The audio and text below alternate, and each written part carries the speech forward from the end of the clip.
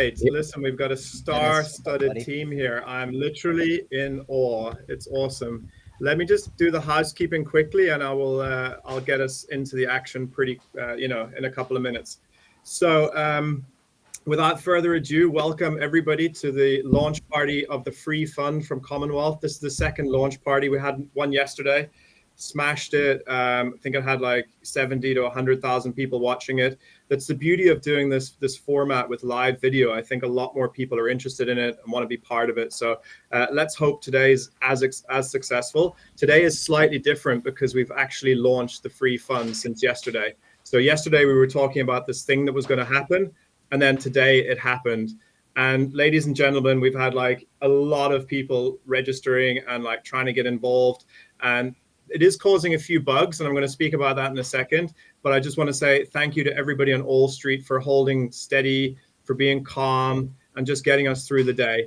I think every time you release a new piece of technology, there's going to be issues. So we're in Web3. It is sometimes like that on day one, but we have 20 more days left. So don't worry about it. 20 days to register and do all the tasks. It's going to be fine.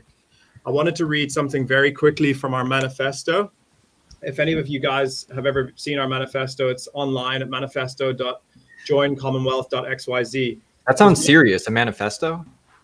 Dude, there's just one piece, and I'm not going to read the whole thing. I'm not going to put you to sleep, but there's one piece, and it just struck me today. In order to create a more democratic financial system, we must take a first principles approach and create solutions from the ground up. It won't be easy. There are many unknowns, but one thing is clear: we must. So that's pretty much what happened today, guys. We put this tech live, and then Google gave us some issues because people's Gmails were like, there was like thousands of Gmails trying to register. And then Google said, hang on, that's a bit spammy. We're gonna restrict how many Gmails can go through. We fixed that issue now, so you should be able to register without any problems. Just wanted to clear the housekeeping. Someone want to come in? We're good? Cool. So guys, we're here today for one reason, and that is to launch the free fund. So let me just talk through the free fund from Commonwealth very quickly. And then after that, we'll get into welcoming our prestigious guests and then also welcoming the really, really incredible projects which are backstage. We have 6 projects who are part of the free fund. And let me tell you, like, I've been in Web3 for a few years now, and these are some of the most exciting projects I've come across. So we're going to spend a few minutes with each one of the founders, and we're going to go through and talk to them and find out why what they're doing is going to be so special for Web3. So that's the lineup for today. There's also a competition that's running. So everybody here who's watching, it's really great that you're here. There is actually a prize for you. If you put through the most fire comment or the most interesting comment or best question in the chat, we will be going through the chat, and one of us here in the audio or in the panel will choose the best comment. And then you will get 100 XP to boost you in the free fund campaign, right? So that's just to keep in mind. The best fire comment. Yesterday it went out to somebody who was selling photocopier machines, and they just said, "Hey, I don't want to sell photocopier machines anymore. Maybe the Commonwealth Fund can help me get out of this." So today there's going to be a prize. Everyone, just keep your eyes open for the best comment in the chat. So let's get into it. The free fund from Commonwealth, what is it? So Commonwealth is basically about access. We all know about venture capital in Web3. Venture capital is essentially how a lot of projects get funded in Web3. And normally it's individuals or companies, right? And they take quite a lot of the early stage allocation into projects. And what they do is, of course, they put their capital at risk. And then if the projects do well, they do very well. Now, that's fine, but we're in Web3. And in Web3, we have to think differently because the community is the biggest stakeholder in the whole of Web3. And what Commonwealth is here to do is make sure that it's the community that are the ones who are getting the earliest access to this venture capital opportunity. And we all know that, sometimes venture capitalists can get in at seed stage or even pre-seed. And some of the projects, if they do well, like a BNB or a Solana, you can talk about thousands and thousands of X's return, right? And we want Commonwealth and the whole system of Commonwealth to open up that access to everybody, right? So that's what Commonwealth is. It's designed and built, and it's ready to go. And the free fund is essentially, it's showcasing of Commonwealth's capabilities, but it's being given away free. So we've put together a fund, which is basically allocations into 15 projects, 15 really, really good Web3 projects that are going to come to market in the next couple of months. So they haven't launched yet. And those allocations are put together in an on-chain fund. And then that on-chain fund is going to be airdropped to the winners of this campaign, right? So it's a 2.4 million starting value, and that can go up to like whatever, like there's any number you can imagine, I suppose, because funds are designed to go up in value. Sometimes it doesn't work out like that, of course, but in a good market, you know, you can speculate, you can decide what you think that might be worth. But these are 15 incredible projects that are coming to market very soon. And Commonwealth is basically allowing the community to own that fund for free by doing online tasks, right? So that's the free fund. That's why we're here. That's why we're having a party. I just want to call out the prizes quickly because the prizes are pretty, interesting, even for me, right? So $10,000 first prize, $10,000 slice of the fund. There are 10 of those up for grabs. Then there are 50 $5,000 slices. And then there's $1,000 slices. And then nobody leaves empty-handed is a cliche, but in this case, it's true. So if you complete the minimum tasks, you get on the leaderboard for the competition or the campaign, you will be given a reward. So there's the fourth tier is basically a share in wealth tokens valued at 1.05 million today. Also, again, that's $30 million valuation. Commonwealth will not be at a $30 million valuation when it goes to public sale, when it launches. So that is also getting in early. So that whole thing is $2.4 million worth right now, and it's being airdropped to the people who complete the tasks in the campaign. I'm going to stop there because there's probably a few things I left out. I'll go to the panel. Guys, is that clear for you? Is there anything you want to ask me or Kyle on behalf of your audience, just to clarify what the free fund is, what Commonwealth is? Sure. And there's a siren behind me, but we don't have to spend a lot of time on this if you want to move to the projects, but like what is the catch? Like what are these tasks that people are going to have to do on the app? Kyle, do you want to come in and lend your voice?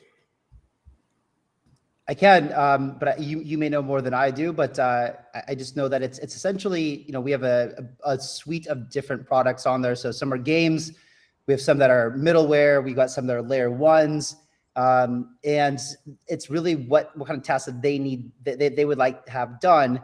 And so people could go on and try the different types of things. Some of the games just want them to go play the games, like we got 9 Heroes and Block Lords, for example, or you know, Nibiru, or like, yeah, I don't know. There's a bunch that all just wants people to do different types of tasks. And so from what I understand, and Tim, you can elaborate on this, there's a lot of things that people could do. Yeah, listen, it's basically online tasks or on-chain tasks, and it's a bunch of stuff. Like it can be across socials, join socials, promote some key tweets from a project. It can also be like Kyle says, like connect your wallet to the DApp and try what the DApp is, whether it's a game or like a middleware or whatever, right? So on-chain and online tasks, basically. And you have to do the minimum amount of tasks in order to qualify, but there's much more tasks than that. So if you're really hungry and you want to get top of the leaderboard, then I wouldn't hold back. I'd do as many tasks as possible. Is this for Americans? No, it's not a good, very good qualification. Right now, the world being what it is, Commonwealth is a system which, is decentralized. So essentially, anybody should be able to use it.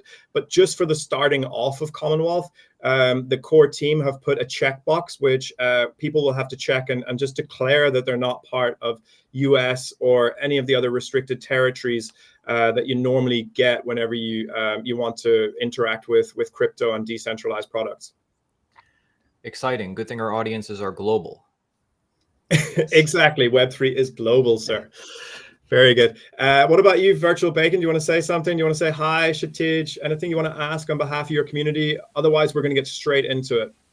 Yeah, I just want to say, these are not just everyday projects. These are some very exclusive projects that I have even spoken with quite a few of them, FairSide, Nibiru, right, DiamondSwap team. These are very strong teams that have been building for multiple years. And I think this format of getting a VC fund together is not only kind of a good price exposure, but also a very hands-on way for retail, for everyone to get into the VC side of things and understand how these deals work.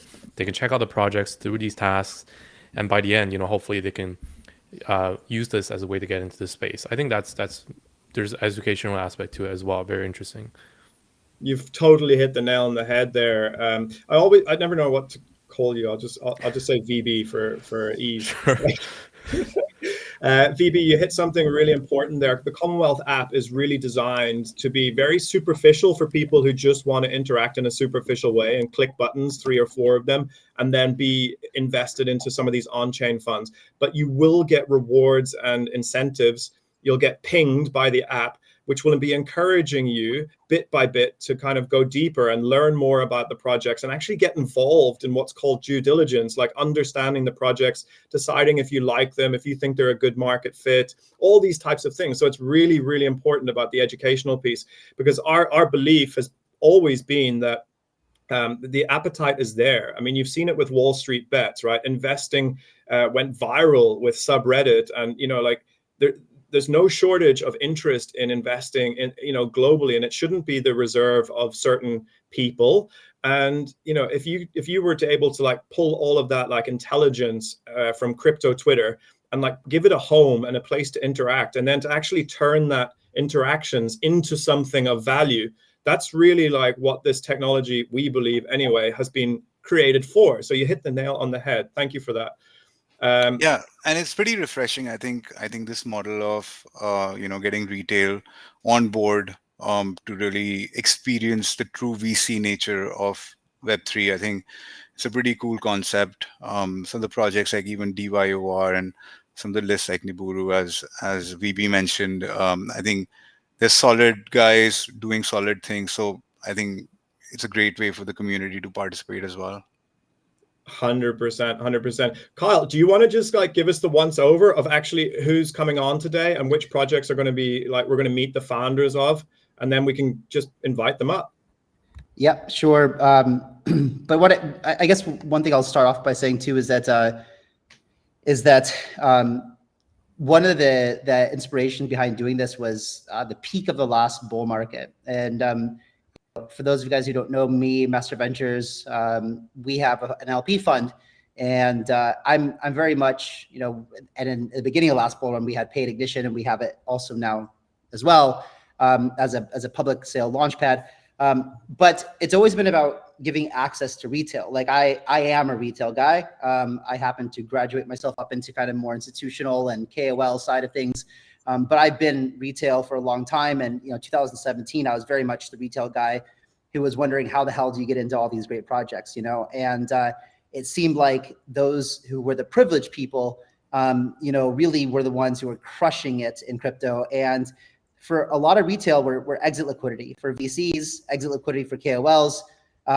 It didn't seem well in the ethos of Web3 or blockchain. And one of the things that I've been focusing on from a builder perspective is how do we democratize access to everybody in the space to get the same kind of, and there must be a way to do it, right? And part of it was inspired by the whole GameStop and Wall Street Bets dilemma, where you get, hundreds of thousands or millions of people to kind of align on something, right? And get together, and the retail can become stronger than even the biggest, institutions if we work together. And so Commonwealth spent a long time, many years actually now in trying to align values between VCs, retail, projects to create this really cohesive ecosystem where we can all win together and really allow access to retail. We put a lot of effort into everything from the token economy to what we're calling legal decentralization, to the framework, the architecture, and to make it very, very easy for retail to get involved and to use on your app. So it's quite a special moment to be here today, to have this happening, to have access now in this next bull run when we're about to see a lot of amazing projects launch. And we've also lined up an amazing group of oracles, which are essentially the VCs that will help to facilitate and bring these curated deals. Much respect to a lot of oracles who helped curate the deals that we have now in the free fund.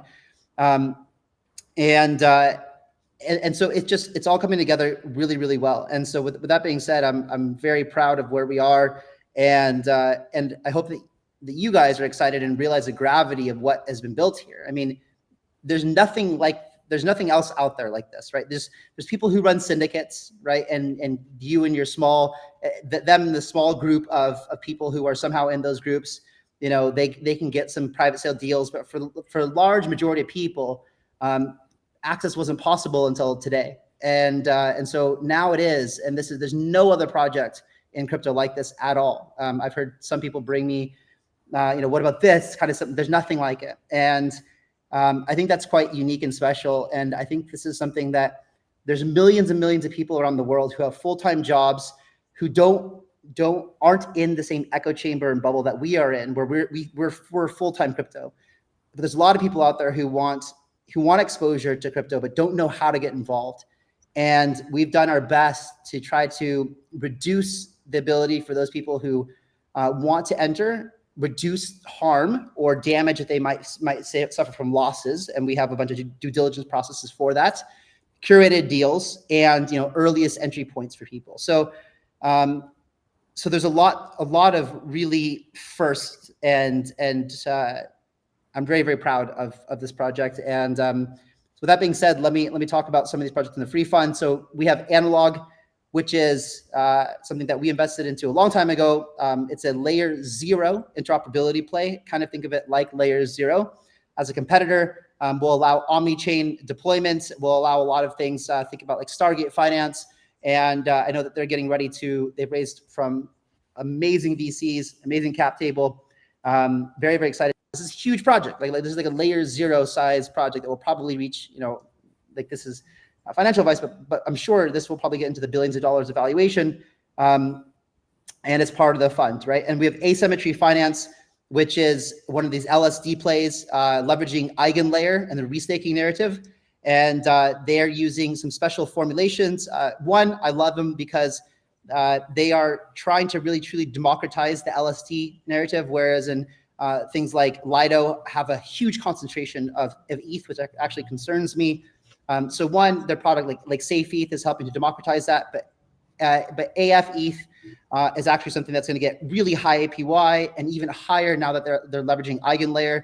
So Asymmetry is really awesome. DiamondSwap, basically a community-driven decentralized exchange focusing on multi-chain, all EVMs, which is something that we need. We need seamless interoperability between EVM chains, and that's what DiamondSwap is doing. FairSide is something that I've been for a long time excited to see work. Insurance in the space, right? We need insurance because we all fall victim to hacks, to theft, to I believe, and don't quote me on this, maybe we'll ask when he comes up here. I believe even for they might do some sort of insurance for like being stupid in a way, like bad leverage or something, right? I don't know. We'll ask when it comes up, but for sure for hacks, for theft, for anything like that, insurance is critical. DeFi insurance, like for me, I got a lot of money in Aave. A huge amount of my net worth is in Aave. I leverage there the same kind of method that Michael Saylor does, and it is concerning. It is very concerning. I love what Aave allows me to do with the leverage perspective, borrowing, lending, looping. But I am concerned that if there is a hack, that I'm going to lose a large amount of my net worth. And so a viable insurance policy is something that I've been looking for a long time. And I hope that FairSide can facilitate that for us. Nibiru, another Cosmos ecosystem, layer 1 is actually, I think, outperforming in testnet a lot of the transactions that Say was doing. And so if you're bullish on the kind of super fast narrative, Cosmos and EVM, actually I don't remember, but we'll have to ask them if they come up if they have EVM or not. But I know they're using WASM smart contracts, which is WebAssembly, and Rust, which is more secure than Solidity. There's a lot of people here from Nibiru. Very, very excited about that. OP Games as well. Everything that we mentioned so far has also amazing cap tables, guys. Like really some of the best VCs in the space have invested in all these projects, and we're bringing them here to you guys. And all you have to do is be part of, going and checking them all out, right? I'm sure OP Games is going and playing games. Like you're going to get paid to play games. How sweet is that? So that's our suite of products, Tim, for today. That's a great overview. Thank you so much, Kyle. So chaps who are here, basically the guys are going to come out and we're going to not spend like a huge amount of time. So like, please bring the questions that you think are the most kind of like pertinent and relevant. Kyle's given a nice overview, and just allow them to sort of lift the hood a little bit. But obviously we can't go like super deep into it. And we're not like Shark Tank or anything like that. We're not looking, it's like, yeah, I'll invest, I won't invest. We're just looking to lift the lid a little bit. So just think of some cool questions and, just fire away when you're ready. Don't worry about having too much, etiquette. We're going to invite Analog in first. And that's not because it's a favorite, or well, I mean, it might be, but the fact is it's alphabetically first. So there's no favoritism here in the order. So Eric Wang, head of BD for Analog, is here. And Eric, you're very, very welcome, sir. Lovely to see you again. And do you want to say hi to everyone and just invite some questions? Yeah, hi everyone. It's such a pleasure to be here. We're really excited to join the whole Commonwealth ecosystem because we really believe that just like VCs, general users are going to contribute a lot to our ecosystem and our community and our growth. So we're excited to kind of get these tokens and kind of get these parts of our ecosystem to the hands of users who actually participate in spreading the word about Analog. And really excited to field any question that anyone has about what we're trying to build here. Eric, hey, Aaron from Altcoin Daily. Congratulations. I'm reading in the block right now that you just had a 120 million valuation and funding round. But I'm reading the article. Your company's based on interoperability. I don't fully understand what you actually do. What is it? Gotcha. So that's a really good question. It's a question we get quite a bit, actually. So the idea, the premise of what we're trying to do is that as everyone can see here, there has been an explosion of layer 1s and layer 2s in the world, especially in the last 2 years. Everyone's trying to build something on the OP stack or on top of Polygon, or they might be launching some chain on Polkadot or Cosmos, etc. However, as there's more ecosystems, developers and users are wondering, okay, so I have an application on Ethereum. How do I like bring that liquidity or bring that user base to a new ecosystem? And that's where interoperability comes in. So interoperability basically allows you to connect these ecosystems that you want to connect together so that when you're thinking of an application in blockchain in the future, it won't be that, okay, well, an Ethereum application is only on Ethereum and a Polygon application is only on Polygon. Every application will just be thought of as one application that lives on top of multiple blockchains that takes advantage of those user bases on those blockchains and allows them to create ecosystems that are much greater and better than what's possible at the moment. And what's your special sauce? What makes you different? Because there's, this is a lot of people are trying to do this, right? Yeah, there's definitely a number of people who are trying to do this. So starting a few years ago, people have been kind of experimenting on this with stuff like Polkadot or Cosmos and bridges, etc., to kind of bring value kind of across different blockchains. We set ourselves apart in a few ways. So one is we are not limited to any particular ecosystem. So for example, in Polkadot, they have great interoperability there. However, if you're, let's say, an Ethereum smart contract, you can't really interoperate with Polkadot, let's say. So that's something that we solve. We enable any blockchain and any application on any blockchain to be able to interact with each other. And so that kind of brings us to more of like the same space as, for example, what Layer 0 or what Axelar are building. And compared to them, I think there's quite a few differences. We like to pride ourselves on being very kind of configurable for every developer to kind of work with us. And kind of the go-to-market strategy for us has always been to kind of expand what developers think about when they think about interoperability. So basically allow any sort of developer from any vertical to be able to build something cross-chain with a set of developer-focused tools that's specifically made for interoperability. So for example, we have this product out called Analog Watch that essentially you could think of it as like the graph plus Chainlink. So it allows you to index any sort of on-chain data in a very easy way using GraphQL. So if you're a developer, it should be something that you are familiar with. And then you can basically get any on-chain data. So you can get, let's say, existing data from Ethereum onto a new chain very easily. And actually, some application like this has actually not been developed by any of our competitors just yet. So I think just the mindset that we have is that we want to grow this pie by basically providing these primitives that other people haven't really been providing to make it really easy for this whole interoperability play to actually work out. Eric, your company's called Analog, but something tells me you're very future looking. Yeah, we hope so. I mean, we're really thinking about this whole interoperable future there. And we called our blockchain the time chain as well, because the original idea is that every sort of event that's in any blockchain, so we call it like an event data. So basically an event data is anything that happens in any smart contract interaction, basically can be captured on our blockchain and spread to other blockchains. So that's kind of where the word analog came from. Guys, any more last questions for Eric? I normally ask the question about, like, you know, how do you tell your mother-in-law what you do? But I think Aaron's done a pretty good job there of asking that question on my behalf. Is there anything else you want to ask Eric before we move on? Eric, feel free to stick around, by the way. Just one quick question, Eric. Shitij from Altcoin Buzz. What sort of your, if you could give the community and us a little bit of the timeline of the product roadmap, when do you expect the testnet to be out, and when do you expect to be live with the mainnet? Yeah, that's a really good question. So actually, you've caught us at a really good time. I think someone mentioned that they just read an article about our fundraising. So we recently announced that we raised 16 million across our rounds from various investors. And also we are currently working towards a public testnet around end of this quarter.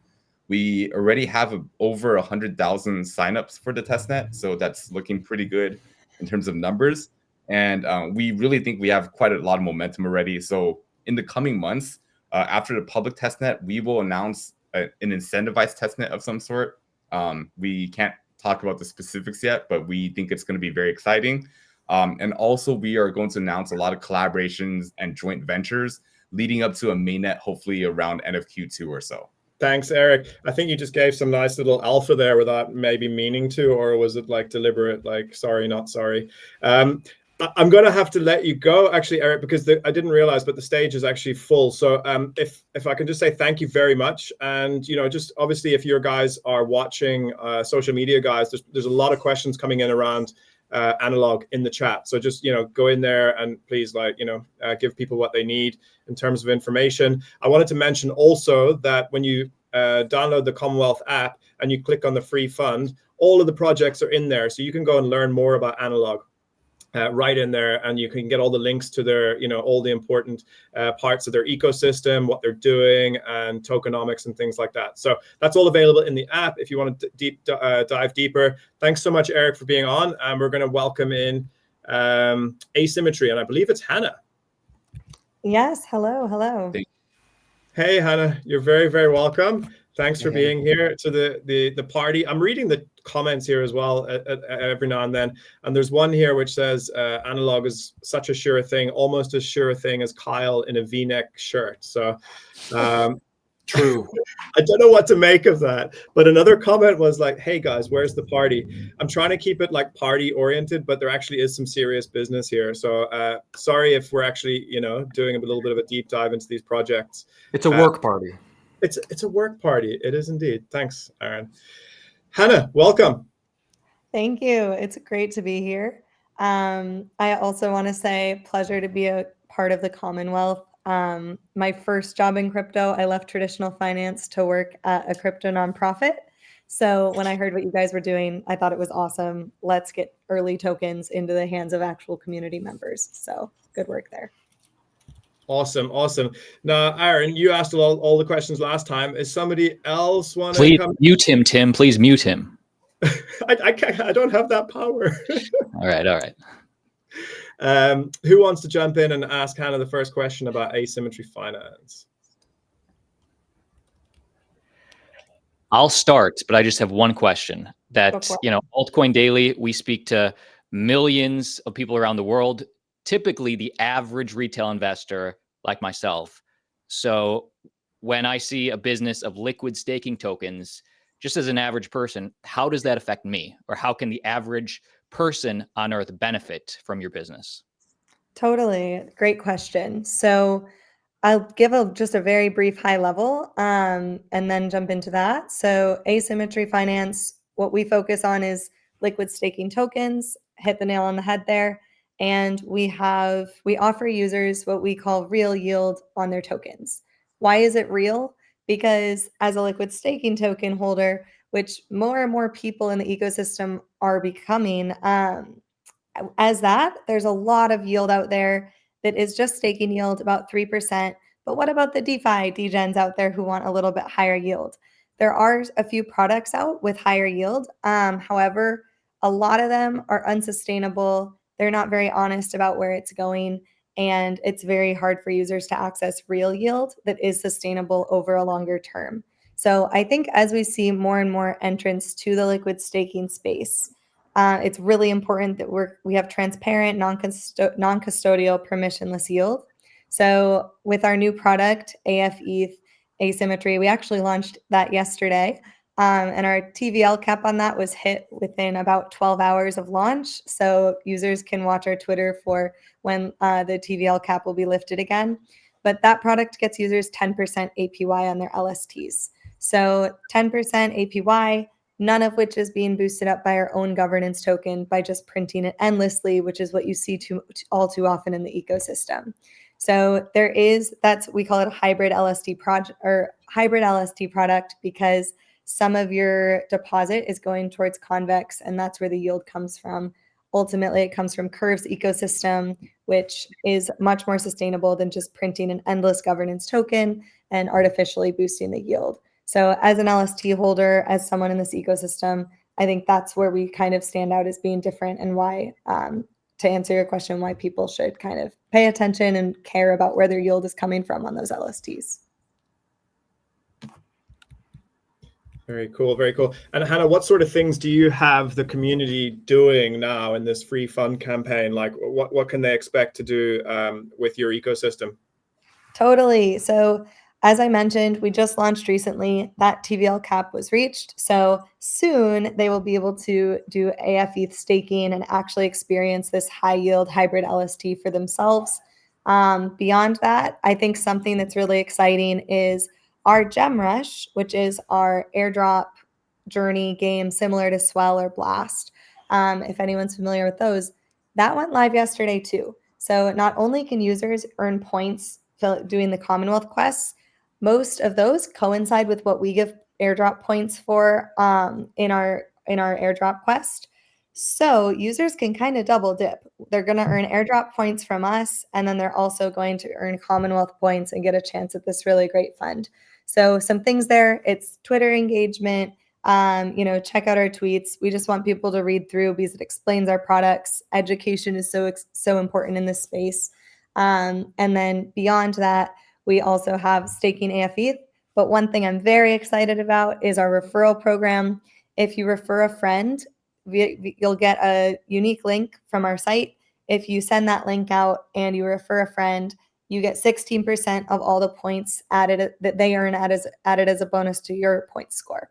So, and then if they earn points and they refer someone, you earn 8% of whoever they refer. So really playing on the network effects there. It also makes it possible for not just whales to get a lot of airdrop points, but if you share your referral link and you bring people in, you can keep earning points even if your bags aren't as big as a whale. So excited about that as well.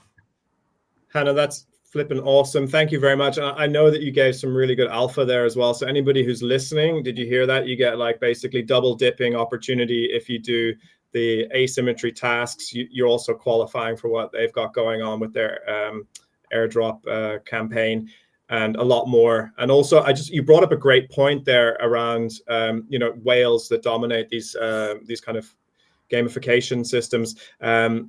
Great that you brought that up, because a couple of the questions are also in the chat here. Hey, is this going to be, is the free fund going to be dominated by people who have big social accounts? And it's not. There's no leverage or big advantage if you have a big social account here. What's more is, we've also said that Kyle isn't allowed to participate in the free fund campaign. Hannah, thanks so much for being on. I'm going to welcome in the next guest because we're getting pushed for time, but thanks so much and good luck with everything. And anybody wants to learn more about Asymmetry Finance, please do it through the app or go directly to their socials. There's also a lot of interest in the comments here, Hannah. So thanks very much for being here. Yep, thank you. Thanks so much. So we're taking them fast and quick. Next up is DiamondSwap, and we have John Wyatt here, and he's the project manager of DiamondSwap. We'll move the slide across. And Noah, if you're still here with us, I think he might have dropped off. Noah had a bit of an issue with a sporting accident, so he didn't have his camera on, but I'm sorry he didn't get to ask a question. But we'll move right along anyway. John, welcome. How are you? Oh, doing great. Thank you for having us today. Very excited to be here. So Kyle did a nice intro for us. At DiamondSwap, we're very focused on our community from a standpoint.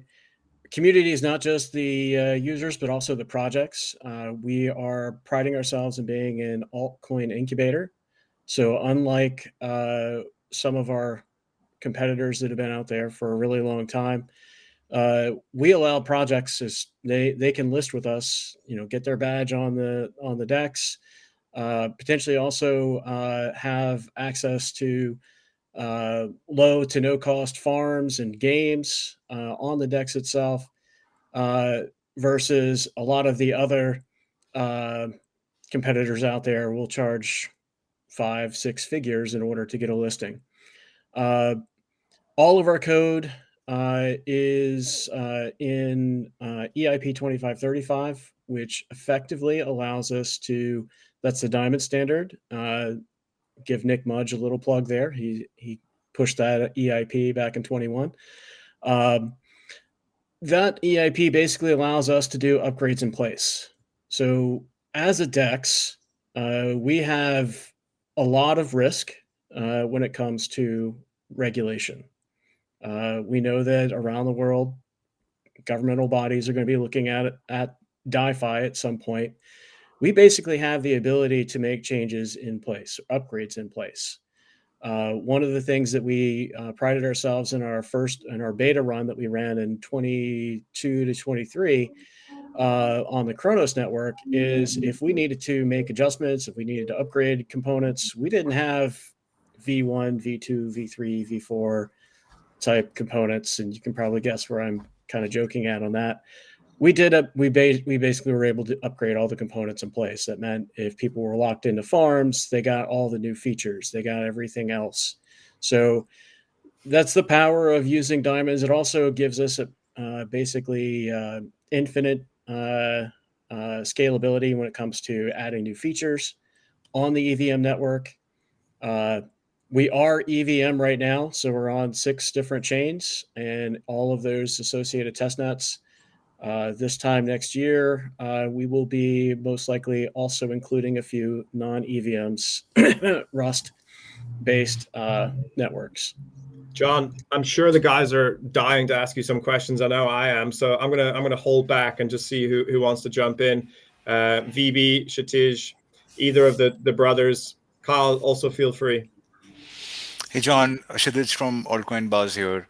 I think the biggest challenge for any of the DEXs out there is to attract liquidity. What's your strategy behind attracting liquidity to DiamondSwap? So the biggest thing that we're going to be doing outside of the capital raise, so we're including in part of DiamondSwap a perpetuals platform. So the diamond token that will be going associated with perpetuals will be listed on all of our properties. So that will have a good amount of traffic there, but we're driving a lot of our going to be driving a lot of our traffic through our first iteration of aggregator, which will be coming out very shortly. We've been able to test up against some of the big guys. Our gas fees are actually on the lower side, and we are not planning on charging interface fees as exorbitant as several of the guys that are out there. We're going to use a lot of the funds that are coming in. So the way we've allocated it between our perpetuals and the DEX, we're going to be allocating 40% of our operating income is going to be going to secure additional funds. We are looking to raise in the 8-digit range on the DEX or on the launch. So that is going to we're looking to have roughly about, I think last tally is about 14, 15 million in liquidity. In order for a DEX to really have life, because we've run all the financial analysis on it, you need to have a minimum of TVL of about 5 million in order to get recognized by the arbitrage bots and to get volume up. We're also going to be looking, we've got about 5 or 6 major partnerships with people with 7-8 figure TVLs ready to go as soon as we have aggregator out and ready. So we should have more than enough TVL to drive up traffic, especially with our listings and our other partnerships that we have in play. Thank you. Anybody else got a quick question? And John, I'm going to ask you to be as brief as possible. I'm verbose. Sorry. No, but you know what? It's a technical topic, but let's try to keep it accessible just for everybody. Anybody got any questions for John? I would love to hear from Virtual Bacon. I know he's been chomping at the bit to get a question in. I agree with you, Austin. Yeah, sure. So I think I've briefly talked to the DiamondSwap team before as well, some of the technical co-founders. So I think you guys have a lot of experience in building, DeFi related products as well. Correct. And I think, it's really, we've all seen DEXs, we've all seen lending protocols, perps, even built-in ones now.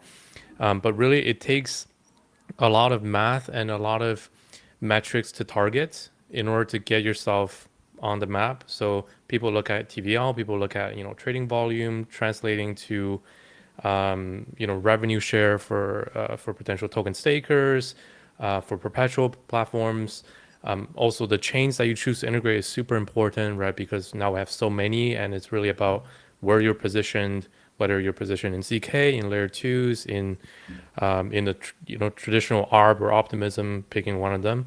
So I think it's really an experience game when it comes to building with DeFi, and that's kind of what got me excited about DiamondSwap and got me to engage with you guys privately.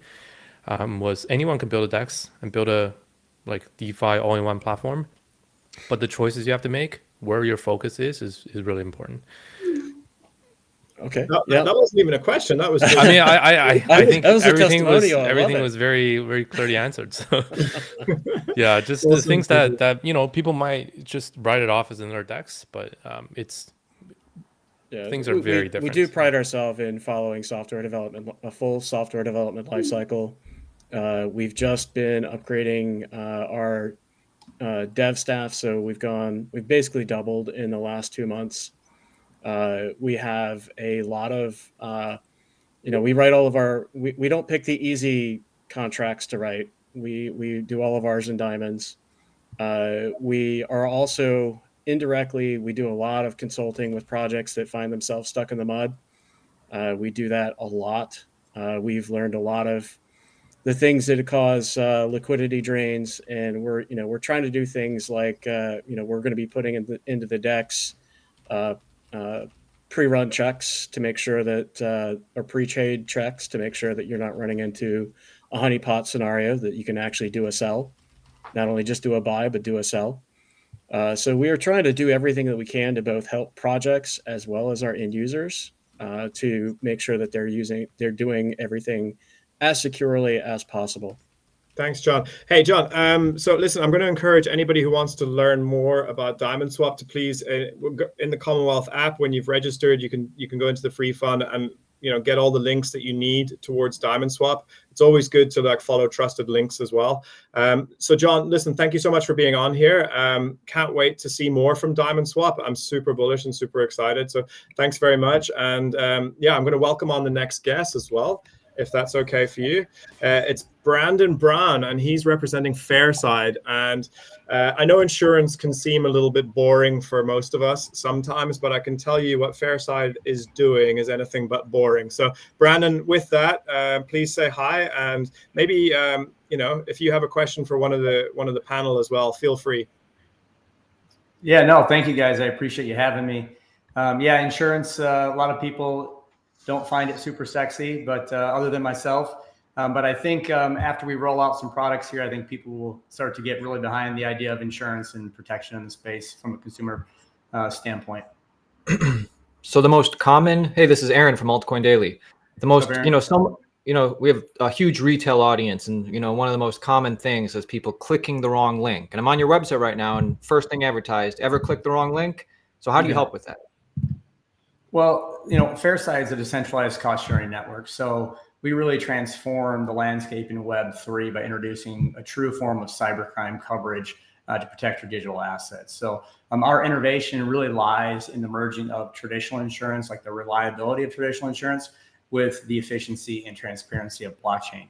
And so, this is the first time ever that users will be able to cover wallet draining events. So such as, like you mentioned, phishing, social engineering, malware, man in the middle, Trojan attacks. There's a dozen cybercrime coverage events that are picked up by just offering one single membership. User comes into the system, signs up on an annual basis, and then they have their wallet covered for all these different events. The true heartbeat of 100% covered. So if somebody's paying like a regular payment, like a typical insurance, and then if that happens, they're fully covered, or there's a question if they're fully covered, or? Well, I mean, it has to meet the definition of a cybercrime event, so it has to be a phishing event. It can be a misclick. I mean, insurance is meant to be sudden and accidental, and insurance replacement products are meant to be the same way. So the event has to be sudden and accidental, so it cannot be something. We're not doing things like, oh, I lost my keys, but we are doing, hey, I clicked on the wrong link. We're not doing things like romance scams. We're covering true cybercrime that affects the end user, that can really bolster adoption in the space. And so that's where we focus on a real product with a real use case. Brandon, yesterday we had AB de Villiers. He's an international sports star. He's a big fan of Web3 and loves what Commonwealth is doing just from a security point of view and things like that. But I know AB quite well, and he won't mind me sharing his story that he clicked on he got a pop-up which was like, hey, get your Bored Ape like printed on a hoodie. All you have to do is like click the link and connect your wallet, and he got drained all of his NFTs. Would that be something if he had? Sorry, I shouldn't laugh. And I know AB quite well, so hopefully. Why would you ever connect your wallet to get your hoodie printed? Just copy and paste. Yeah. Well, listen, he learned a valuable lesson. Let's put it like that. But in that case, what would have happened if he was a FairSide customer? He would file a claim. He would put through an incident report as to what happened. That claim will then be verified through our investigation team. So we've partnered with NAXO, which is an elite group of cyber investigators, former special agents from the FBI. This is actually Chris Tarbell's company. Many of you probably know Chris. They come in and they basically validate that user suffered a legitimate loss within the system. They provide a trust score for that user. And if you think about insurance in general, how it works traditionally, if I could always trust the person making a claim, I would be able to pay out very quickly. So they go through that process, which takes anywhere from 48 to 72 hours, roughly, depending on how big the claim is and what form of investigation we have to go through. They validate that claim, and then at that point, the system pays out. So it's relatively simple from a user standpoint, but something like you just described is what we intend to cover. That's awesome. And what I really like about what you guys do whenever you've described it to me is the fact that it's going to be so easy just to click a box when you're interacting with another DApp to say, yes, I want this cover. And it's going to be like, yeah, this is what you pay. And makes sense from a UX UI perspective. So hopefully it is that seamless. Maybe you want to speak about that quickly. And any other burning questions, guys, please throw them at Brandon before we move on. Yeah, I think that is the key, right? Is making insurance and insurance replacement products very easy to onboard users. And so one of the ways in which we intend to distribute, we do have a direct consumer model where you can enter our website, enter our DApp, and then go ahead and buy coverage that way. But we think that a more streamlined service would be to embed the coverage directly into the wallet provider. So imagine seeing all of your assets and then you see the buy and the swap button or the get coverage button. You click it, it's a 60-second process. Your wallet now has coverage for a 12-month period. That's the concept that we've gone with as the true distribution. And we've partnered with some extremely prominent wallets in the space already. So you will be seeing FairSide directly embedded into your favorite wallets. Also the same thing with projects, other dexes. I mean, anywhere where you really connect a self-custody wallet to a project is a distribution point for us. And one of the ways in which we're really getting people excited about it from the partnership side is that we share top line revenue directly with those partners that bring in those users. So a partner brings in a user to us, they get the lifetime revenue on that user, a share of the lifetime revenue on that user. So every time they renew, just like traditional insurance companies distribute through agents and brokers, we distribute to the best projects in the space. Brandon, that's awesome. And I'd love to see FairSide with a click button on Commonwealth as well when people are using it. Brandon, I'm really sorry. We've got 5 minutes left. I've got to actually push on. But anybody else who wants to really learn more about FairSide, you know what to do. Thank you so much for being on, sir. And we look forward to hearing from you soon. Awesome, guys. Thanks for having me. You're welcome. Next up, I think a lot of people are very excited to hear more about Nibiru. Kyle mentioned it in the intro. Jonathan Chang, the COO, is here. Jonathan, great to have you here. And we're going to push the session out a little bit, so don't worry, you don't have to speed up too quickly. But yeah, welcome, sir. And anybody got a question for John? Hey guys, thanks for having me. Can we be reminded, just a one sentence, the company? Yeah, it's so it's a new layer one, right? I think it's got a lot of classical innovations like throughput optimization. So 40K TPS, 1.4 second block times done with 100 non-collocated validators in its set. You got instant finality, parallel optimistic execution. Sort of like what Kyle mentioned earlier, you do have CosmWasm, but we do have EVM on the roadmap for this year. I have a feeling it'll be sort of probably the end of the year. But we have a lot of those classic innovations, and then we do focus on a bunch of things to make a more comprehensive stack. So I could get into that later, but that includes, an Oracle solution in addition to dApps that we build out ourselves. Sounds good to me, John. I'll come in real. Yeah, Noah, you're here. Noah's here. Yes. Yeah, sorry about that. So here, really quick, I asked this to a lot of new blockchains and layer ones because we have so many of them. The tech all sounds great, but what do you guys plan on doing to attract liquidity? Because right now there's so much siloed liquidity all across the industry with so many layer ones and layer twos, and I always want to know what a layer one's marketing campaign is going to look like. I think we've seen amazing marketing campaigns and community building with projects like Solana and Say. So, Jonathan, I would love to know what you guys have in store to build up that community, but more importantly, attract liquidity and volume. Yeah, I think the first part of that game is always having the right bridges to allow people to connect in, and then also having the right centralized exchanges. So that'll be upcoming in March when we do the centralized exchange launch. But part of that is also doing an Asia expansion. So making sure you're in the Korean market, you're in the China market, so you can get the hold of the big names in the world like the Upbit, OKX, and those guys drive a lot of spot volume, which then inherently are marketing for the for your retail users, and that's how you get the inwards funnel. I think one of the stats that people sort of glaze over is if you look at where liquidity and volume traded at is actually occurring, it's still 95% on centralized exchanges. So I think the funny thing is the building of an initial layer one is just having enough marketing to be able to get on some of these centralized exchanges. But I think the second part of your question is more related to marketing and how do you do the community building. And I think There's a couple things that you could do there. So there's initiatives, right? So in the past, we did like an incentivized testnet reward system. So we did a 4-stage incentivized testnet that we ran from March to October 12th of 2023. After which we did the mainnet November 8th. We recently did a Twitter engagement sort of airdrop. And I think honestly, just going in there, making sure people feel included in the community. So getting the community mods involved, getting enough initiatives that people actually feel like it's a friend group, right? So I think when you think of community building, what have people done that is good? I think Bearchain has done a good job from a branding perspective, bringing in the bears. I think Say's also done a good job with their ambassador program and their Asia expansion. Injective's done their own branding with ninjas, and Monad's done a good job with memes on their weekly Monad memes that they can curate from a gated community, right? So it's almost like these social tasks that you can get people more involved. And it's kind of like, let's say I go start a random village on an island. How do I get people to socialize with each other, right? You kind of have to involve maybe some cooler people that people like to hang around with. And some of those guys are you guys, right? The KOLs.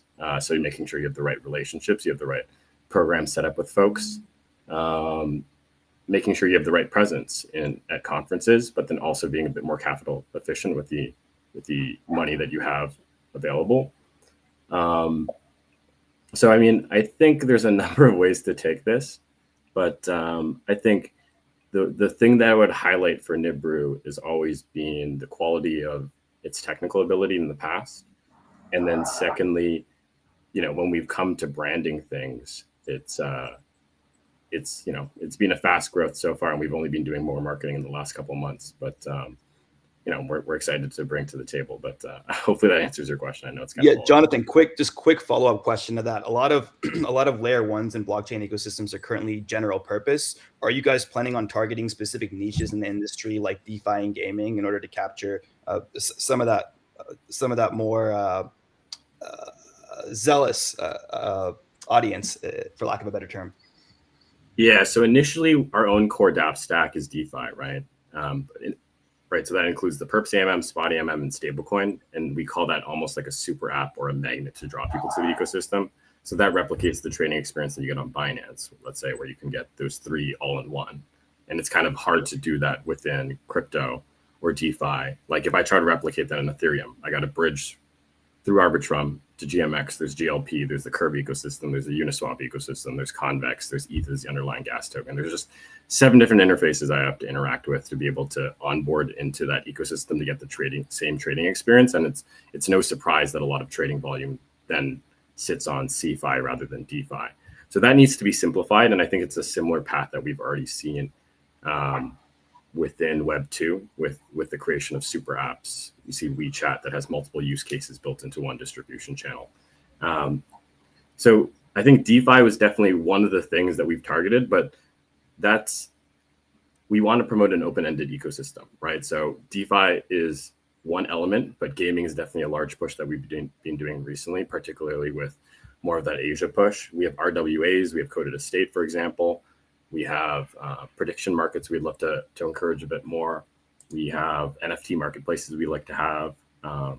In general, I think the things we're going after are areas of verticals that have already reached product market fit. I think, we're a bit of a newcomer to the scene, and are a lot of proven guys out there like the Solana, Ava Labs, The World, Near. They have a lot of funding. They're going after bringing the Web 2 brands on board, right? And I think the team construction of those development companies are just a bit different, right? You have to hire people that can interact with senior level folks in those industries and have a Rolodex of members, right? And that causes a lot of, you got to spend a lot to make those hires, and it takes a while to do those relationship building, and someone has to spend that cost up front to basically invest in those relationships. I think for now, at our earlier stages, it's just building as many relationships out there, doing as much marketing, getting the community going, right? Getting as many logos as we can in the community. And part of that means going after the guys that have already reached product market fit and making sure we're supporting them. And, one analogy I sort of like to use is it's kind of like China at the beginning, who just copied a lot of innovation from the US. But you know, so John, just to cut it a little bit short because we're running out of time, but you definitely are smashing it. Like, you guys are doing really well. You broke the records, or you did really well with the public sale. Congratulations. Question, like, what are people going to be doing from the Commonwealth side now to earn points for on the Nibiru? Like, what gamification are you looking for? What are the tasks that you're looking for? So for now, it's, you know, we don't have our mainnet that's live. It's being focused more on engagement activities within social stats. So Twitter, getting involved, posting, making sure we're out there.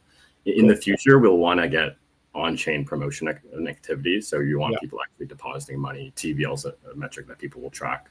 So, sure. You know, we're partnering with folks like Middle and Bonus Block in the future to run initiatives like that.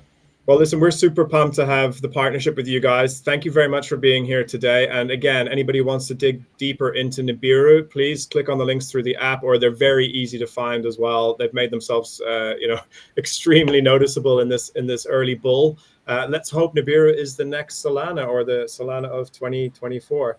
Thanks, John. Thanks so much for being here. We'll speak soon. Thanks, guys. Okay, and lastly, but not least, and thank you for being patient, Chase. Thank you.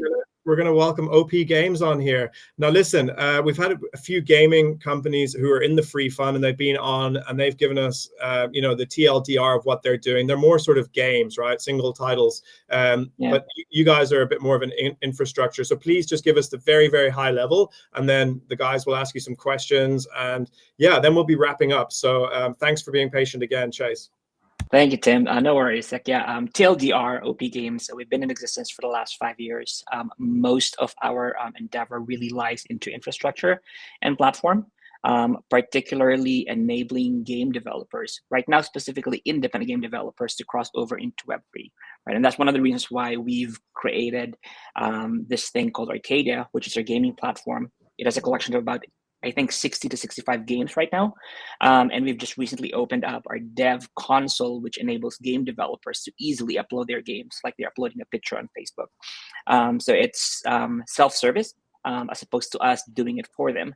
And obviously, I think what's going on here is that in the Web2 space, there's only one monetization structure, which is usually in-game currency or in a purchase, as well as advertising. And that's kind of like what we're trying to really accomplish here at OP Games, enabling Arcadia to create a newer ways of how game developers can monetize their games. On the infrastructure side, that's kind of where the Web3 elements come in. So we do have SDKs that basically turn their games into competitive leaderboard games. We have game fractionalization standards that we're working on as well. And, a whole lot of games that can be transformed into a tournament ready games. And so in this particular case, instead of just one game, we're trying to accumulate as much games as possible, either those that are already in Web3 or those that are just trying to explore what Web3 can possibly do for them, specifically the indies. Chase. Yes, go ahead. Chase, what scares you? And don't say spiders. And don't say spiders about the business and winning. Quite honestly, there's a lot of things to be scared about, in the current, landscape, of the whole scheme of things.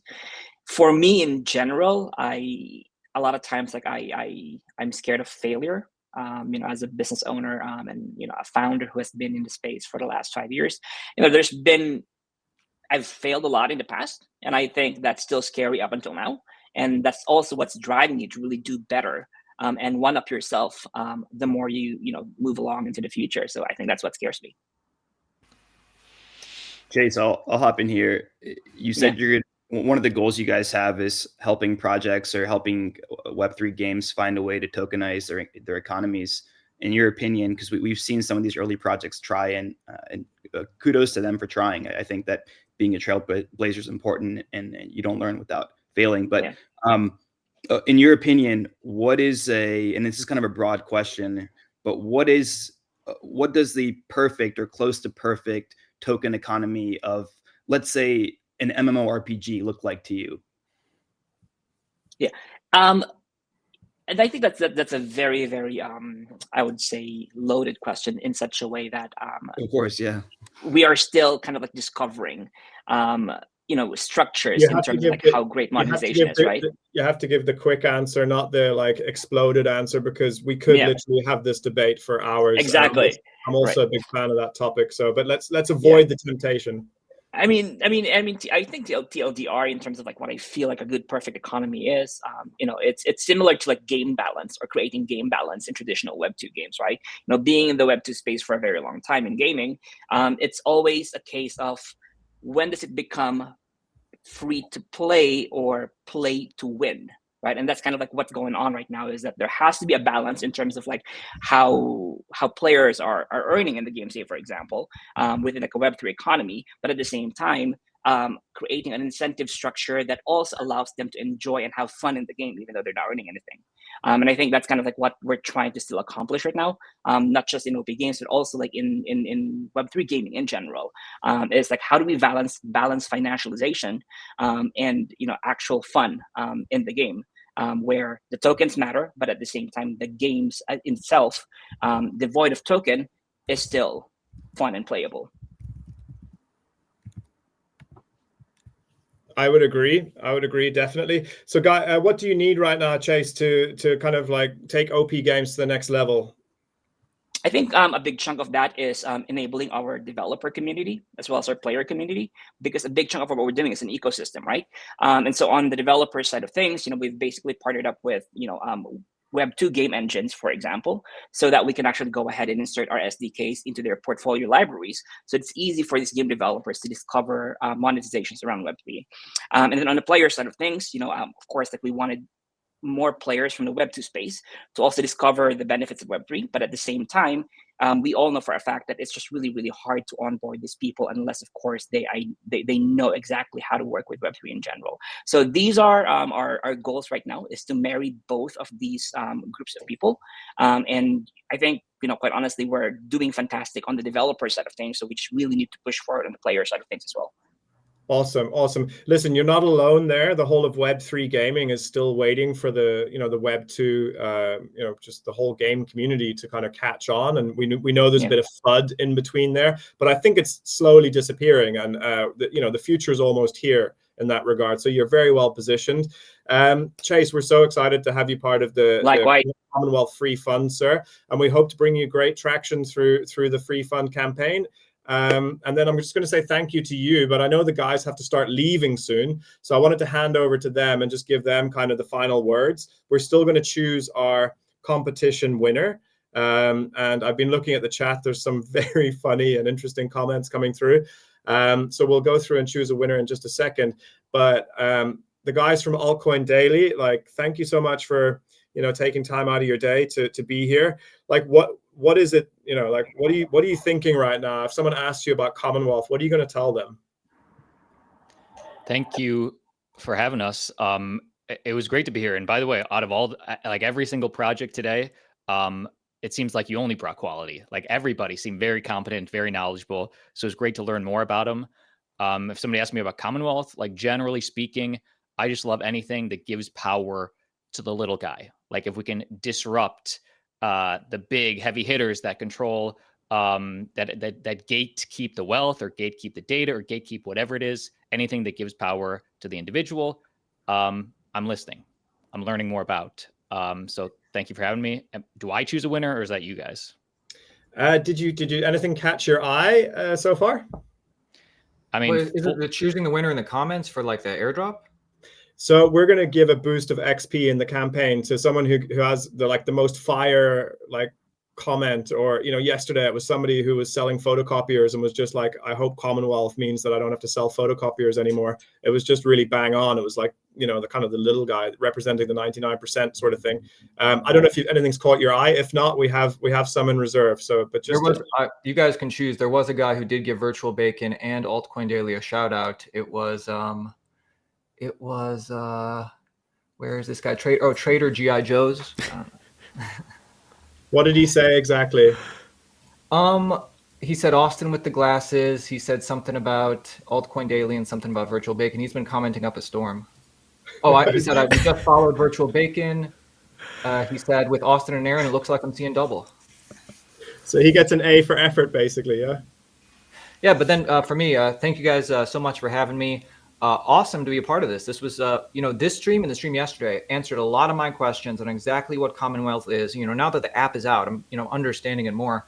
And it just seems like a really cool, global opportunity for people who can participate. I'm looking forward to seeing what you guys do. Big fan of Kyle, Tim, big fan of you, and big fan of Commonwealth. Thank you so much, Altcoin Daddy. Thanks very much. Listen, I mean, it's just a pleasure to be able to link guys like you who lead the communities with the communities, also with the projects. I mean, I think that's the kind of, the overlap that we're providing with the infrastructure of Commonwealth. So pleasure to have you here. It wouldn't have been a party without you. I'm going to say the same to Virtual Bacon and also to Shitij, but I'd like you to also, if you have any final thoughts before we close out. Yeah, I love the session today. I think this was pure quality, as Austin mentioned.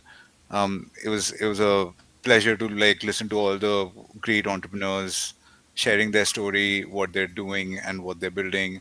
And I think that's what really matters in this space, right? There's so much being built, but there it is.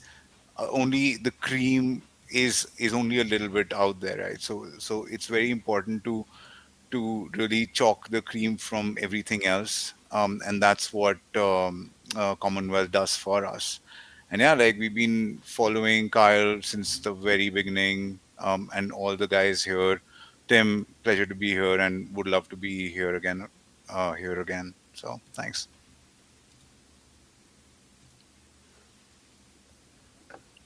Sorry, I was on mute. Thank you so much for being here. You're a big supporter of Commonwealth since the beginning, as you are Noah and Moby Media. I'll give you also the floor before Virtual Bacon. Yeah, sure.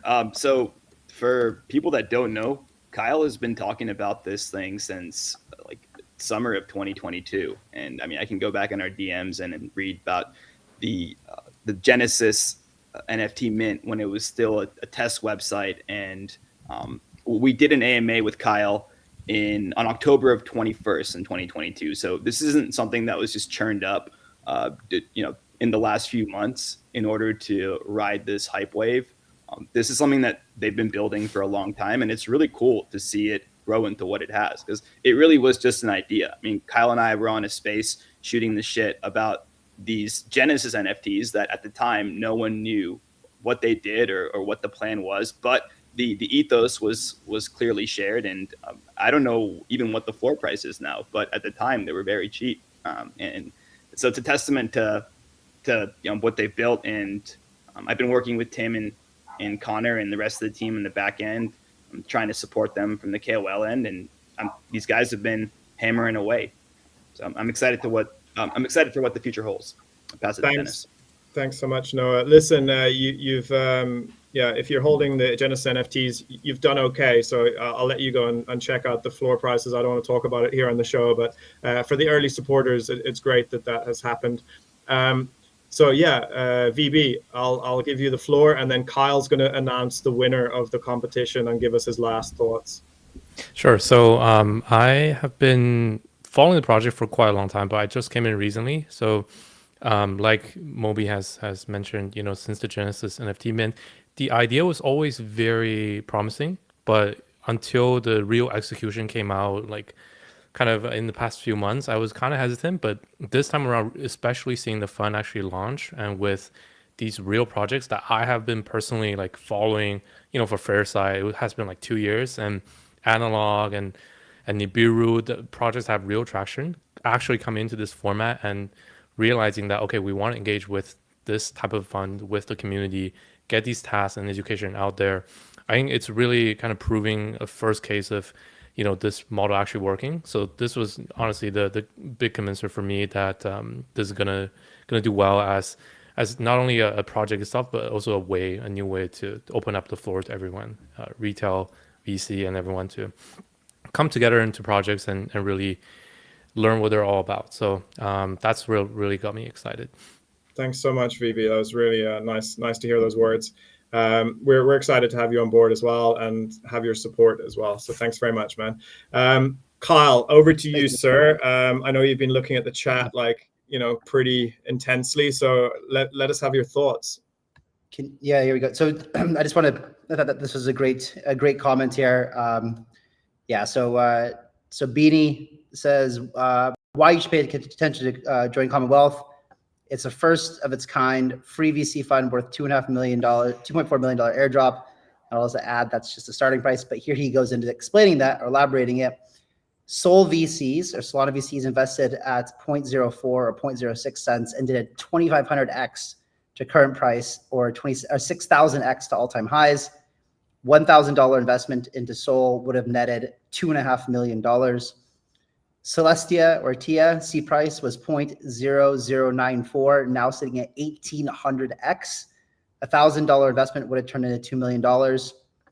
Don't fade Commonwealth. So this is, not only the perspective that we're trying to give for the free fund, but also the free fund is just a bootstrapping fund. We may do another one of these in the future. Maybe we do an annual thing or every 6 months or something where we do this kind of airdrop farming thing. But really the point is that, as Beanie pointed out in his post, the real opportunity here, and I've been part of some of these things where but I don't think I've ever done a 6,000x or a 2,000x or something, but they do exist, and we hope that we will see those kind of returns in the Commonwealth funds. And Commonwealth, the way it functions is beyond this free fund, will be a fund that the retail can come invest into and be part of getting access to these very early stages. And I'm quite confident that we will have some of these Celestia and Solana types of plays within Commonwealth because of the value that Commonwealth provides the projects that are being funded by Commonwealth. So we'll leave it at that. Carl, thank you. And, thanks for all the hard work you've been doing over the last 2.5 years towards bringing Commonwealth to life. Congratulations to you, sir. The work is only just starting, is how it feels, but the road already feels like it's long behind us. So looking forward to great things in the future. Guys, there's been 6,000 or like 7,000 users that have signed up already today for the free fund, which is pretty huge. There is a backlog of around 2,400 or so emails that haven't been coming back to the user to verify. There is an issue with Google. They produced a new anti-spam policy, which lowers the amount of traffic from email or Google emails that is allowed to flow back and forward. So they've been slowing down the delivery of the emails back to the users. We have got support from them. They are fixing it, but it will take 24 hours or so for that to be completely removed. But just if you're not getting your email, try it with another email address. It has worked for other people, or just wait. We've also produced a fix, which is that the email verification itself is open for longer. There's no time limit on that. So you should be able to use the original email that you got. So just pointing that out. There is some bugs. And like I said at the start, there's going to be things which we encounter, which are difficult, many unknowns, but we will, ride the challenges and fix things along the way. There's 21 days for this campaign. Today was just day one. So don't be disheartened. Please come back and everything will be working seamlessly as soon as possible. We're working through the bugs with all the tech team. The tech team are fantastic. Thank you very much, everybody over there in Krakow. You know who you are, and everybody as well who's supporting Commonwealth. The great community mods who are helping everyone stay patient and stay calm. You guys are knocking it out of the park. And Beanie, you are the winner of today's competition, sir. Congratulations. You take home the 100 XP, which will give you a boost on the leaderboard once you've completed all your challenges. That's it, guys, for today. Thank you very much for being here at the launch party number 2. And go get the free fund. Go get it.